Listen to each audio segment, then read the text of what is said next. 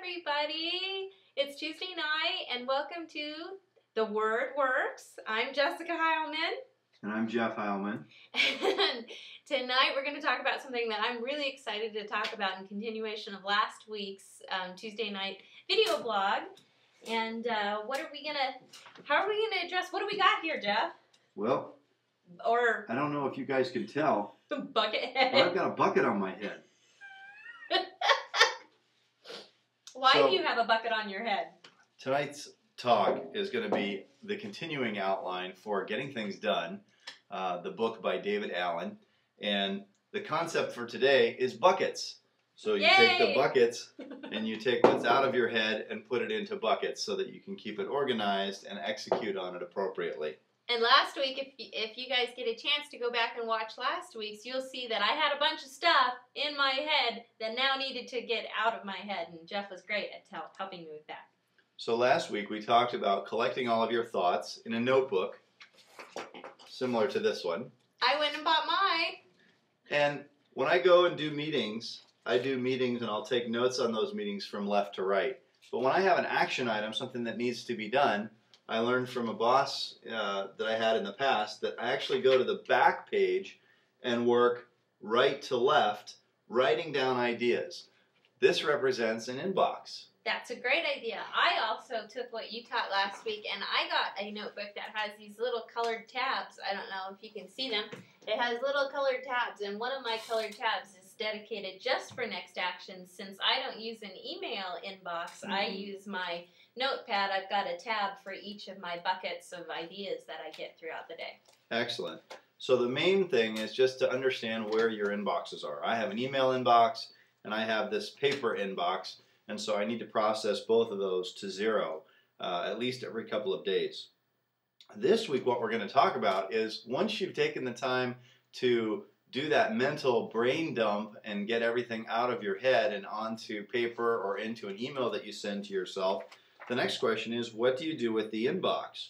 And so what we're going to talk about is whether or not what you're looking at is an action or a project, where to put it, and under what context or what type of a bucket do you want to put it into. Where is the control and perspective prompt? The control and perspective prompt I happen to have right here, and I got to get up close to, hey everybody, I'm coming at you. Here's our control and perspective prompt. What most time management systems talk about, and this is where Getting Things Done really changes the game, is they look at control or perspective, but not typically both.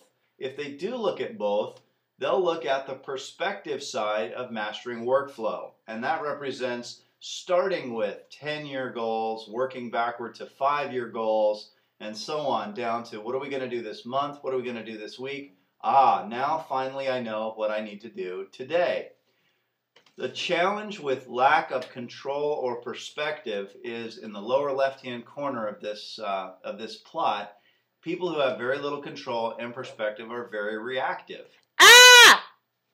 People who are very high in level of control but low in perspective are your typical micromanager. Oh no. I don't want to be one of those. Don't want to be one of those. But those people typically get a lot done, but they're not having much fun. People with a lot of perspective, the dreamers, but may not have the control over the details, are what's referred to as a crazy maker. Party. They're ready to party. They don't want to take a time management course. Would those be the people that have a ton of ideas and have no way to execute them? That's right. But the people who have control and perspective are referred to as what's called a master and commander. That's the person with their eye on the prize, but they'll quickly take the garbage out if they see it needs to be done. So this is going to sound really hokey, but wouldn't the ultimate master or commander be Christ? Absolutely. And what I wanted to bring up with this whole series right here is John 6:1-14, when he was feeding the multitude, and he said there was an order. Everyone had to come and sit down before they were able to be served. And that's right. The Lord is just all about order, and He's the ultimate master and commander, and there's a lot that we can learn about having both perspective and control, which is what we're learning right For here. example, if we were to come into your home and say, let's gather up all the reading material that you'd like to read over the next year or two and put it into a single box. And then go through the box and say, based on where you are in your career, based on your family interests or your hobbies today, which of these things are appropriate, which things need to be donated to a good cause, and then which new magazine subscriptions or books should you go and acquire so that you can read them. That process would make sense. However, if we were to come to your home and say, without putting anything in a box or looking at anything, what should you be reading right now? That's a perspective question, but without the framework of control, that question is very difficult to answer.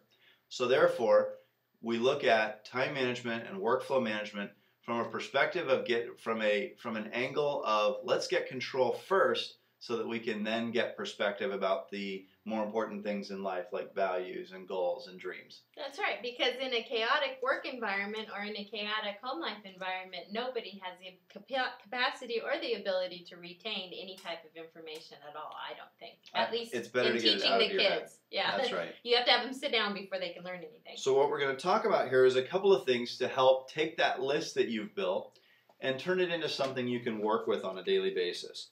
The first thing is, let's take a look at that list. And the things on your list might be anything from, I'd like to go to Hawaii, to I need to get dog food or cat food at the store next time I'm there, to dry cleaning or getting gas for the car.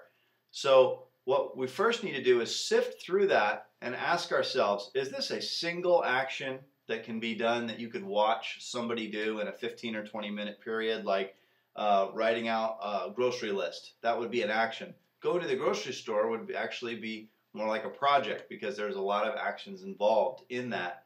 And so first thing is to separate out your actions and your projects. Projects go on a project list. No details, no materials, just a list of the names of projects like finish going to the store, finish putting the model airplane together with Joseph. Plan a vacation. Plan a vacation, exactly. Actions would be like call Fred and check on when the car will be ready, or go to the store and pick up milk for the baby, for the baby's bottle tomorrow morning. Those are simple things that can be done quickly, but once you separate those out between project and action, you can have a project list, and you can have a folder or a series of folders where you can keep materials that you need to keep handy in order to go after project planning and making those things more clear. Actions, however, need to go in a series of buckets, hence the prop from earlier today. And are these considered our buckets today? These buckets would be here as well.